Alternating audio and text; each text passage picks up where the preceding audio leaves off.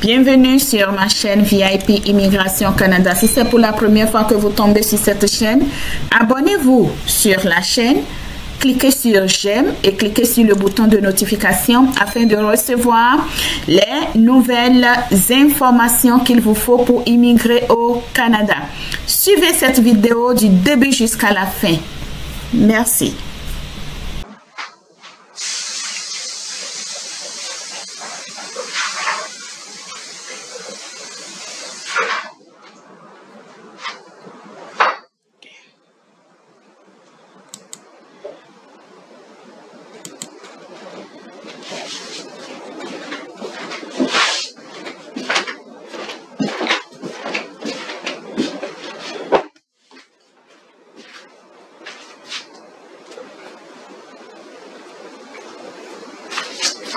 Allô, bonjour chers abonnés. J'espère que vous allez très bien.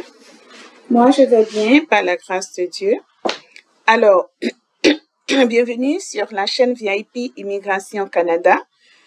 Dans cette vidéo, je vais vous parler des choses très importantes sur immigrer au Canada en 2025. Le Canada est en train de faire des restrictions, comme je l'ai expliqué dans plusieurs de mes vidéos précédentes. Il fait des restrictions sur l'immigration permanente comme sur l'immigration temporaire, c'est-à-dire tout ce qui est visiteur, permis de travail, permis d'études, permis de séjour temporaire. Il y a beaucoup de restrictions à cela. Et les lois changent à une vitesse comme pas possible. Alors, dans cette vidéo, je veux vous montrer avec preuve tout ce qui est en cours actuellement parce que Canada, dans une main, il fait la restriction et dans l'autre main, il la tire. Quelles sont les mesures que Canada a mises en place pour attirer les personnes cette année 2025? Et j'ai déjà dit, si tu es fait pour le Canada, tu vas écouter ma vidéo et tu vas faire exactement ce que le Canada a mis en place comme programme pour immigrer cette année. Tu vas le faire. Voilà pourquoi je prends mon temps pour faire cette vidéo pour vous. Alors, suivez-moi du début jusqu'à la fin pour tirer le maximum de profit de cette vidéo. Abonnez-vous sur ma chaîne. Cliquez sur j'aime et cliquez sur le bouton de notification afin de recevoir mes nouvelles vidéos. Allez, on y va. Donc, sur l'écran de mon ordinateur, je vais rentrer dans le site officiel du Canada et je vais vous montrer les preuves, détail par détail. Suivez-moi. Donc, je vais partager mon écran.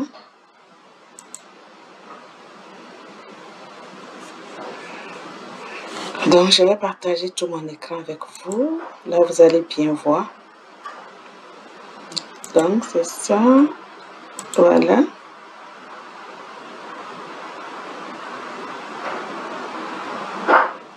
Donc, là, mon écran est partagé. Voilà. Je vais dire autoriser cette fois-ci. D'accord. Voilà. Donc, attends, je vais voir. Voilà. Donc, je pense que c'est comme ça. OK. Donc, voici, nous sommes maintenant sur le site officiel.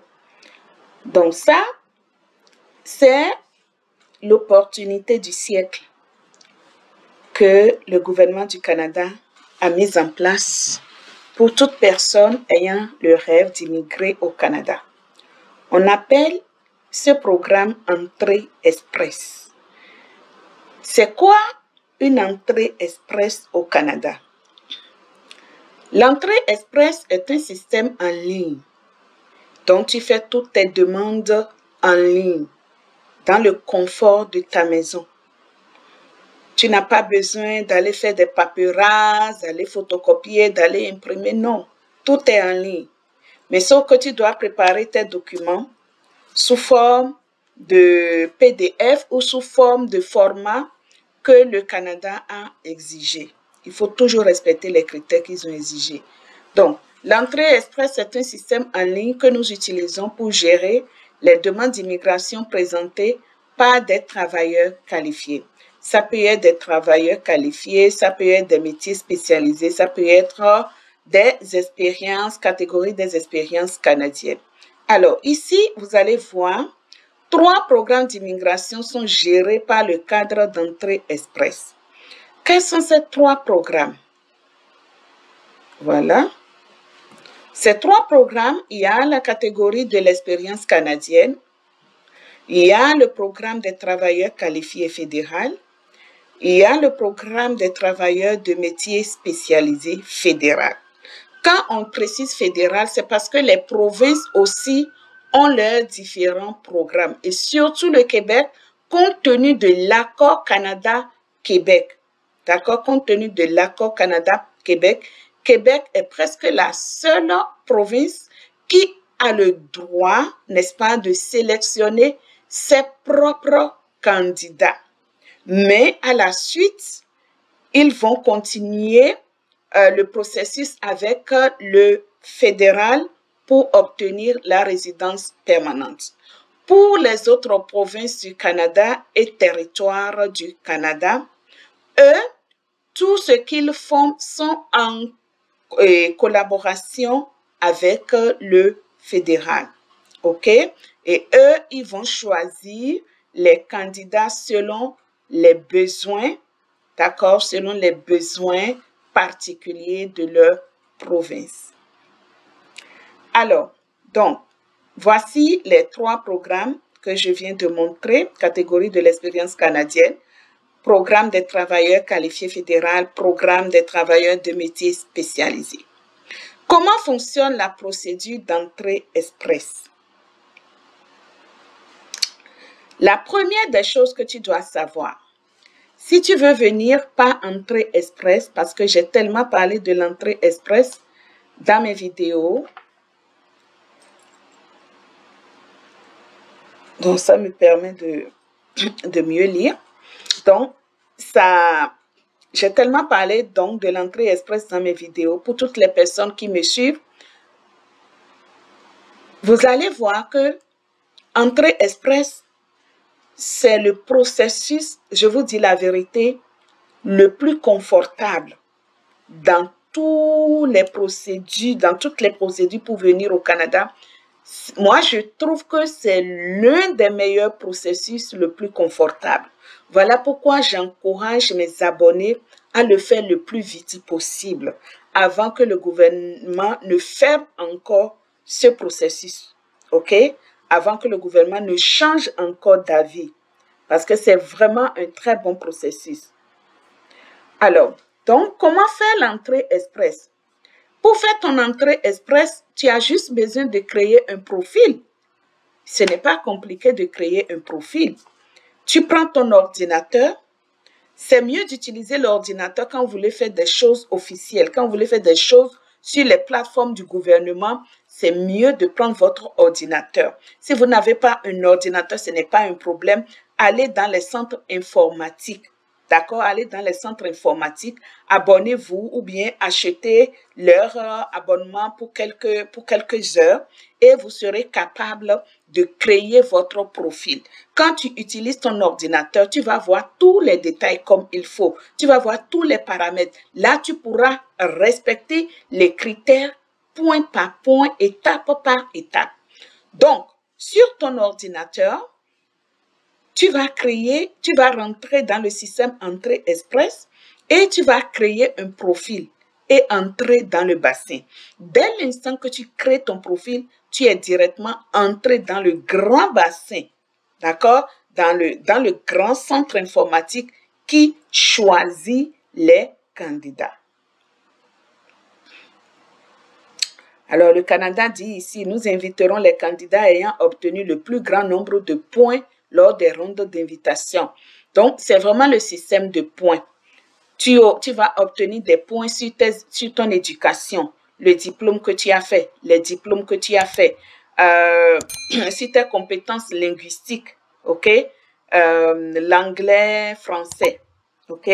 Et tu vas passer les tests de langue. Tu vas passer les tests de langue, dépendamment de ton profil, dépendamment de la catégorie que tu as choisie, dépendamment de la classification de la classification nationale des professions, CNP ou FEE. Le système va te positionner. Quand tu vas rentrer dans le bassin, ils vont te positionner dans le programme qui te correspond. Et à travers ce programme, tu auras, comment dit-on, par exemple, si tu fais partie de la catégorie FEE 0, 1 ou 2, 3, je pense, on va te dire que, OK, maintenant tu vas faire ton test linguistique, tu dois obtenir les points N, je pense que c'est N, C, L quelque chose, LC ou quelque chose, NCLP, je vais vous montrer ça tout à l'heure. Tu vas obtenir le niveau 7. Tu vas obtenir le niveau 7. Ou si c'est en anglais CLB, quelque chose aussi, tu vas aussi obtenir le niveau 7. Maintenant, si ta profession est entre FEE 4 et 5, tu vas obtenir le niveau, je pense, 4 ou 5. Là, ils ne sont pas trop exigeants sur les compétences linguistiques. Donc, je parlais de système de points. Donc, tu vas obtenir des points pour ton éducation. Tu vas obtenir des points pour tes compétences linguistiques. Tu vas obtenir des points. Il y a des facteurs qu'on appelle facteurs humains. Plein de facteurs. Je vais vous montrer tout ça bientôt, OK? Si vous êtes invité à présenter une demande, remplissez le formulaire de demande. Alors, quand vous êtes invité, les amis, dès l'instant, Canada envoie, c'est pour ça que quand tu rentres dans le bassin là, tout le temps, vérifie pour voir si le système t'a choisi sur ton profil. Si le système t'a choisi, ils envoient toujours le formulaire. Ils vont t'envoyer le formulaire de demande dans ta porte, la porte où, dans ton profil, là où tu as créé, sur IRCC, là où tu as créé ton profil, dans ta boîte, dans ton compte là-bas, ils vont envoyer le formulaire de demande et tu vas le remplir immédiatement. Ne traîne pas les pas. Parce que si tu traînes les pas, ils vont annuler ça. C'est ça le problème. Si tu traînes les pas, ils vont annuler ça. Maintenant, dès l'instant que tu es dans le bassin aussi, ça c'est très, très important, surtout pour les francophones. Même si tu n'es pas francophone aussi, ça te concerne. Si tu rentres dans le bassin, il y a aussi les provinces, les autres provinces, c'est-à-dire les autres provinces autre que la province du Québec. Autre que la province du Québec. Donc, ce que je dis là, ça peut être la province de l'Ontario, la province de l'Alberta, de quoi? La province de l'Ontario, Saskatchewan, Nouveau-Brunswick, Colombie-Britannique, Nouvelle-Écosse, toutes ces provinces que je cite. S'ils trouvent, parce que eux-mêmes, des fois, ils viennent sélectionner des candidats dans le bassin.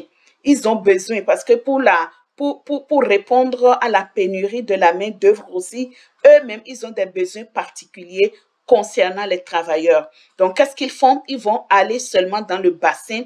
Ils ont un administrateur qui va aller chercher directement les candidats dans le bassin.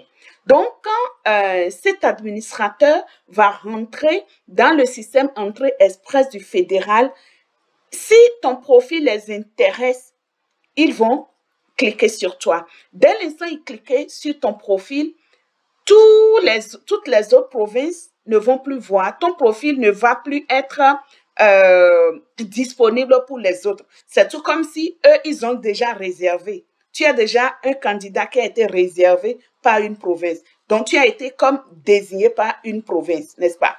Dès lors, tu es désigné par cette province va t'accorder 600 points supplémentaires. C'est le bonheur de la chose. Si la province te donne 600 points supplémentaires, tu vas dépasser tout le monde dans le système. D'accord? Si tu étais peut-être, c'est un exemple que je dis, si tu étais peut-être au millième dans le rang, millième dans le rang et que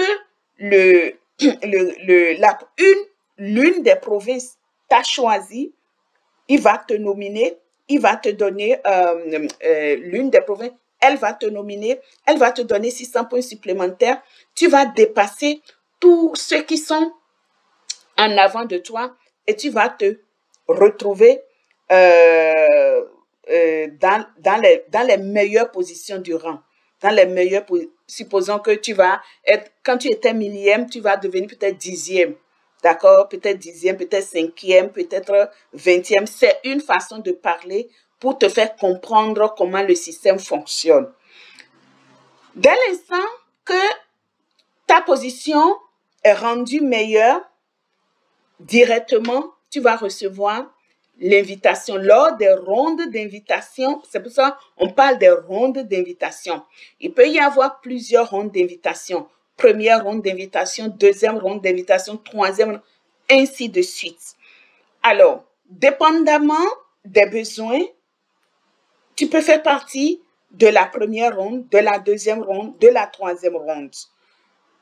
Alors, si une province t'a choisi, le candidat ne tarde plus les pas.